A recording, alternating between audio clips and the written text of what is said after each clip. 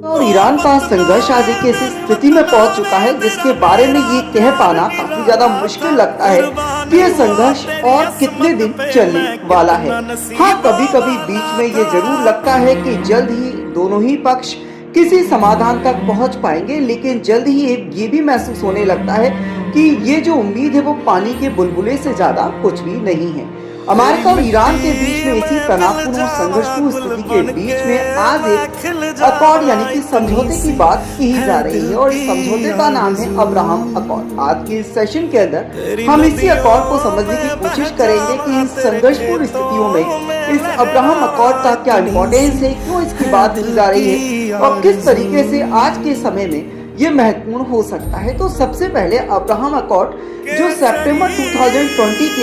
के अंदर अमेरिकन प्रयासों से लाया जाता है और इसका मूल उद्देश्य था अरब के अंदर इजराइल और दूसरे जो देश हैं उनके बीच के तनावपूर्ण संबंधों को बेहतर बनाया जा सके। यहाँ पर जानने वाली बात यह है कि जब ये अकॉर्ड लेकर आया गया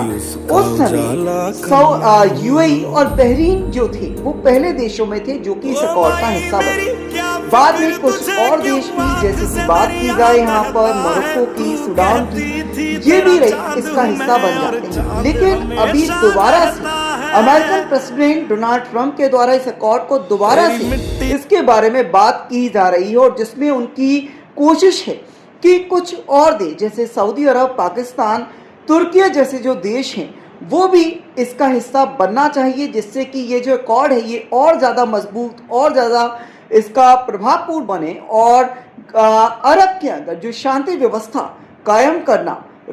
जो एक उद्देश्य है उसको आसानी से या सही तरीके से उसको अचीव किया जा सके। तो इस तरीके से आप देख सकते हैं कि इन तनावपूर्ण स्थितियों में जहां पर अमेरिका और ईरान के बीच में जो संबंध है वो खासे खराब इस समय चल रहे हैं, उस स्थिति के अंदर अब्राहम अकॉर्ड के थ्रू जो अरब है, जो सेंट्रल एशिया है, उसकी जो स्थितियां हैं उसको बेहतर करने की एक इसको कोशिश के रूप में हम यहाँ पर देख सकते हैं।